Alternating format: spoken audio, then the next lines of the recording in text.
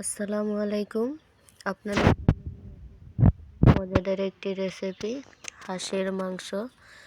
আমি শুরুতে দিয়ে দিচ্ছি পেঁয়াজ কুচি, তারপরে এটা আস্তে আস্তে নাড়তে থাকবো।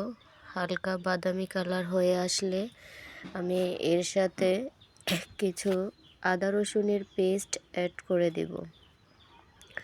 আদা রসুনের পেস্টটা অ্যাড করে দিয়ে আমি এটা খুব ভালোভাবেই নেড়ে চেড়ে নেব, যাতে আদা রসুনের পেস্টের একটা গন্ধ থাকে যেটা না আসে।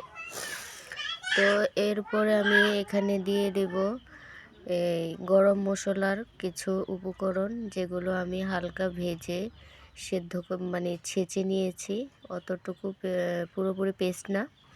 তো এইভাবে আমি কিছুক্ষণ নাড়াচাড়া করার পরে আমি এর সাথে অ্যাড করে দিচ্ছি পানি অ্যাড করে দেওয়ার পরে পরিমাণ মতো দিয়ে দিচ্ছি লবণ, হলুদ গুঁড়ো, সাথে দিয়ে দেব মরিচের গুঁড়ো।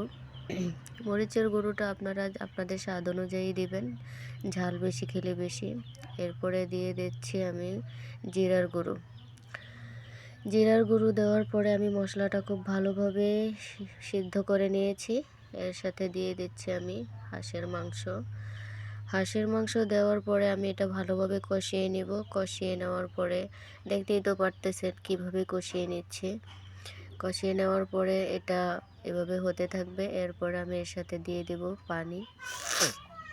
পানিটাও আপনারা পরিমাণ মতো দিবেন, যাতে মাংসটা ভালোভাবে সেদ্ধ হয়, কারণ দেশি হাঁসের মাংসটা একটু শক্তই থাকে, যার জন্য পানিটা একটু পরিমাণ মতোই দিবেন, যাতে মাংসটা আস্তে আস্তে সিদ্ধ হয়ে যায়।